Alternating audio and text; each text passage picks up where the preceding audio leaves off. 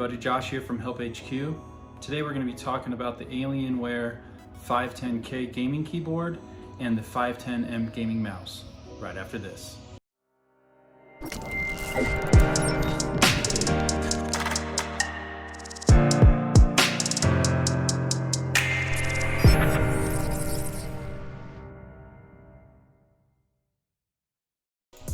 Hey, welcome back everybody. We're going to take a look at the Alienware 510K keyboard first, and we're going to go ahead and get this unboxed real quick.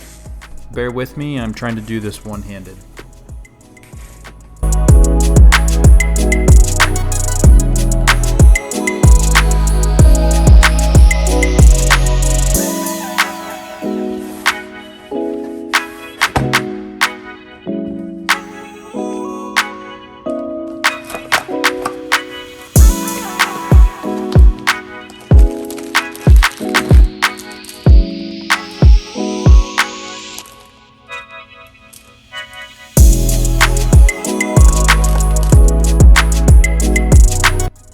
So at first glance, this is a really nice looking keyboard. Dell did an excellent job with the build quality on this one for being a plastic keyboard. It does have the Cherry MX low profile switches. The one I ordered in particular comes with the brown switches because I didn't want something that was too clicky. It does have all of your hotkeys, so you're going to have your mute, your play, pause, stop, back, volume up, down, skip, all of those keys. For this keyboard, I really liked how it has the volume wheel in the upper right hand corner. It does come with USB pass-through, which you'll see here. And then one thing I didn't like about this keyboard is that if you notice, the cord on this is extremely thick, and that is because it requires two USB 3.0 ports in order to operate. And I don't know if that's just because of the pass-through that's built into the keyboard, but that was one thing that I did not like. And you can see that here. And then by comparison, I'm going to throw up a picture here just to show you the difference in the thickness of cord between the cord here on the Alienware keyboard and then just a normal keyboard or any other gaming keyboard that you would get through Corsair or Razer or something. And it is a huge difference. And next I'm just going to show you what the keys sound like. Overall, everything feels really solid, really well built. There's not a lot of wobble or instability in the keys. Everything is really good here.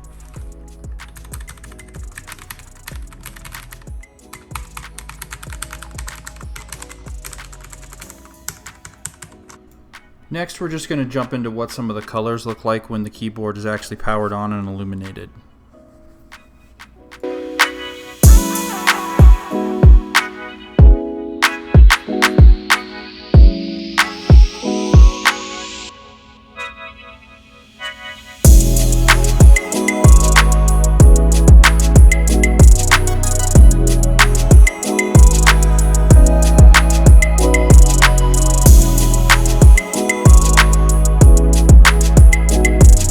So the reason I could only show you a couple of the colors just previously was because I could only show you the color when the keyboard's first plugged in, the keyboard is powered on, and then when you're actually booting the computer, the keyboard goes through some color configuration changes.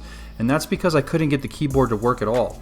As you can see here, I brought up the Alienware Command Center software, and the keyboard is not listed at all. And then here I kind of prop the keyboard up, and I'm trying to show you here that while it shows that the keyboard's powered on, I'm typing and nothing's happening. And I couldn't get it to work at all, which was really unfortunate. One thing Dell's really never been good at, even after buying out Alienware, was just driver support. And the software and the drivers for both the keyboard and the mouse we're going to discuss here in a minute are just garbage. So I ended up switching over to an inexpensive Corsair gaming keyboard, and it works flawlessly. Shifting gears, we're going to go ahead and unbox the Alienware 510M gaming mouse and see if we can get a little bit better experience out of the mouse. Again, I'm trying to do this one hand while I'm holding the camera, so please just bear with me.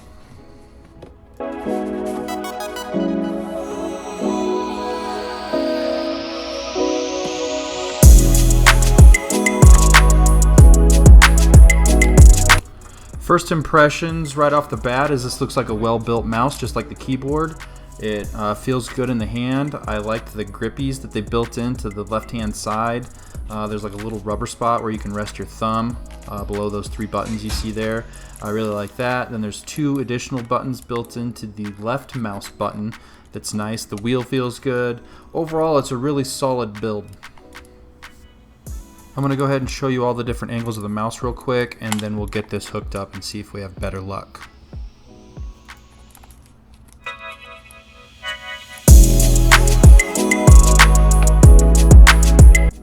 Alright, and we got the thing hooked up, we got the drivers installed, and what do you know? The computer actually detects the mouse. So here you can see that I'm in the Alienware Command Center, clicking on FX, and we got the drop down here. Our mouse is there. We can go in and we can change the different colors. We can set macros for the various buttons.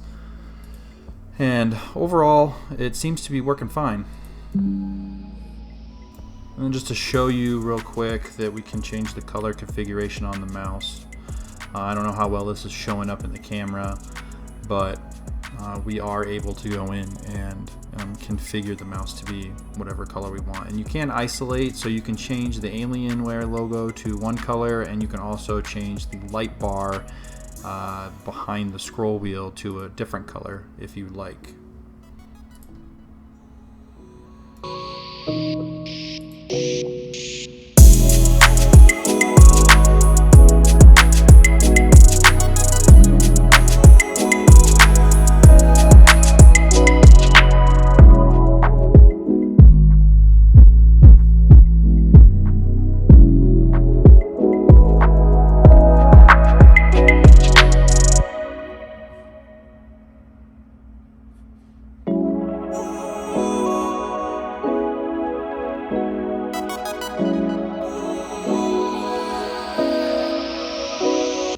So on the mouse, everything did appear to be functional, and full transparency, I didn't end up testing it with any games. I was so put off by the fact that the keyboard didn't work, and I'm the type of person that I like things to match, so I want my keyboard and my mouse to be utilized within the same application or program on the computer. I don't want to have to go to 3 different applications to change key configurations or colors or what have you. So I boxed both of these back up and I returned them back to Dell, and I replaced them with a budget-friendly keyboard from Corsair and mouse. And if you guys want me to do a video on those, let me know in the comments below. That's it for this one, guys. Peace.